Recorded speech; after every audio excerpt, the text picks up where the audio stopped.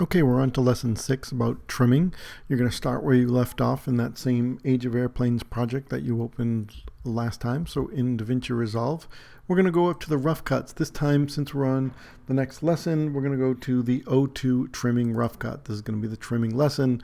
So now we have this timeline. The first thing we're going to do is maybe customize the layout a little bit. We're going to optimize this layout for trimming. We're going to hide the media pool. We're going to switch to a single viewer. So over in the upper right of the timeline viewer, just click the single viewer. We're going to increase the size of the viewer just by coming between the toolbar and the transport controls and just dragging down a little bit to make it a little bit bigger. And then we can save this under the workspace. Go to layout presets, save as a layout preset and call it whatever you like, big trim mode. And now we have a saved trim view. We're going to start by trimming on the playhead. So I'm going to move my timeline to the beginning. You will want to play this. There's a long gap here. And right after he says the word so, maybe that's where we want to trim it. Again, you want to kind of do this incorrectly first, just so people can see what would happen if they didn't do anything.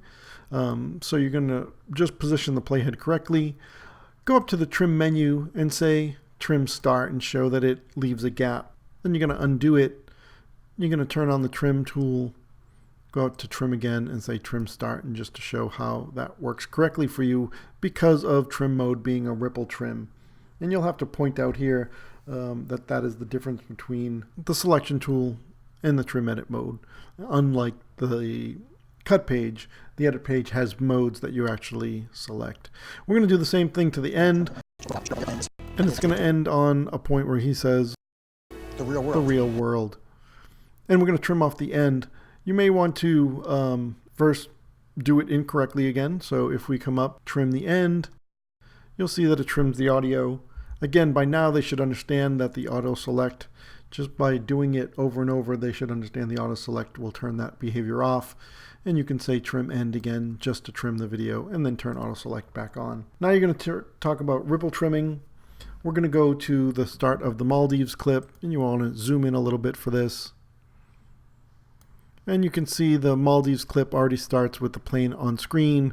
You're going to want to make sure you're in trim mode. We're going to trim it so that the Maldives clip is no longer in the frame.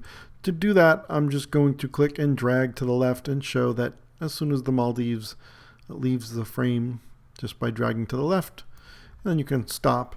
And you'll want to show them how to play around the current frame. So playback, play around to play around current selection. Since the trim edit right here is selected, pressing the / It was possible to shoot it. will We loop wanted to around shoot it. and then stop and come back. Now you can say, well, maybe we want it to be a second longer and have like a second of just this nice waves and empty sky happening. So instead of dragging, you can show them that when nothing is selected, using the keyboard will move the playhead. When an entire clip is selected, it will move the clip. And then when a cut is selected, you'll be trimming. So I can say -1 period, and you've added 1 second to the head of this clip. And then you can play around the clip with the / button to preview it again. And at this point, you can teach them about comma and period being ways to nudge 1 frame increments on the selected cut point. Once you do that, you want to teach them how to trim on selected tracks. So I'm going to Shift Z to see my entire timeline. I'm going to come down to the Milky Way. And we're going to go between the Milky Way and that first interview clip. And you can play over it. Basically, what we're going to want to do is create a little J-cut where the picture is a little bit delayed and you hear his voice over the Milky Way, the shot before it. So what you can do is you can show them that one will zoom in a little bit. But if I select to trim the picture, it's going to trim both. So you want to go back up to that same link button and then just click on just picture. And if we just click and drag, it will do something that pretty much no other edit system does, and it will move the audio over to keep it in sync and automatically create a J-cut. And you can show people what it does in most other edit systems by undoing that, turning off the auto select for your audio track, and then doing it. Most editing systems will throw things out of sync like that, and you'll have to put them back in sync. But because these auto selects are on, it knows enough to keep it in sync between audio and video, and now you get a nice little easy way to create a J-cut. was really important. Every shot was original, and that And lastly, you can show them how to ripple or roll trim by coming over, selecting the end here, selecting both, and just trimming that in a little bit. And now you have a J and an L cut. It was really important. Every shot was original, and that everything was real. But lastly, you'll show them how to slip in the edit page. So I'm going to Shift Z. I'm going to come to the third clip, which is this Lufthansa clip, and you can play it and just show them that it doesn't really ever take off, and you want it to take off on the screen and actually leave the screen. So while you're in trim mode, you're going to come over the thumbnails and just drag to the left until that plane is out of the frame, and that's going to be your slip. Next, you're going to trim with the selection tool to show them how to open up gaps.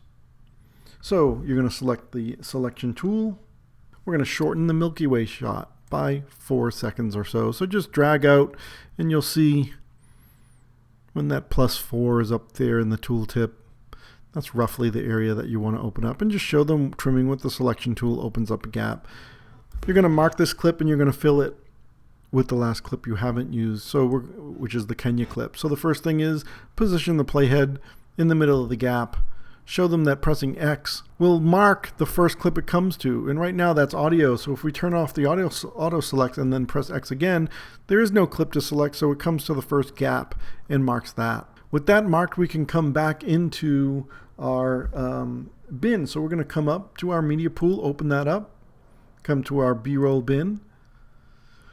We're going to double click on Kenya. That is now loading the source viewer. This kind of acts like the cut page where we only have one viewer.